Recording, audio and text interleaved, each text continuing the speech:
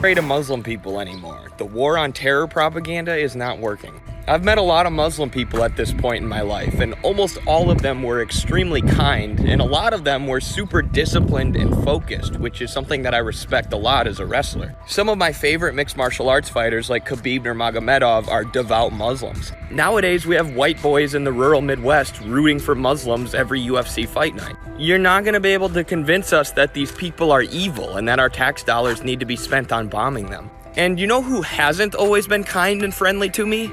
Israelis, Zionists. I talked to some members of the IDF on Zoom. It took them about 5 minutes to start saying all Muslim people are terrorists. And to be clear, I'm not talking about Jewish people. I'm talking about supporters of the state of Israel, who, with their violent, unhinged, and rude behavior, are turning more and more people away from their cause, away from Zionism. Meanwhile, Muslim people with kindness and friendship are bringing more people towards the cause of Palestine. There was a point in my life where I was homeless, and there was a point in my life when I couldn't afford food. Same time, obviously. And you know who fed me the most? Arabs, and Arab men, specifically. The people that treated me with the most respect, the most consistent respect, and the most kindness were Arabs, specifically Arab men. I knew that if I begged in the fancier white area that I could get to, in the area near the commuter trains, nobody acknowledged I existed. They walked by me, they didn't see me.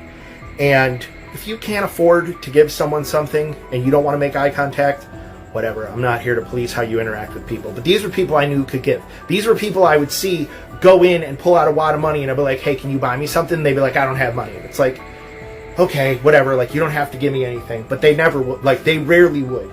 But I could walk not too far away and go into an Arab neighborhood with Arab restaurants and Arab shops, and I didn't even have to ask. I could walk through the neighborhoods, and people would be like, do you need to eat?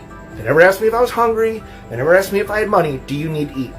And they would feed me, and they wouldn't feed me crap either. It wasn't yesterday's bread or a peanut butter and jelly sandwich. It was a heaping to-go container of the best foods that they like. But I remember one time this guy said, let me get you some food. You look hungry. And I was like, I'm so hungry.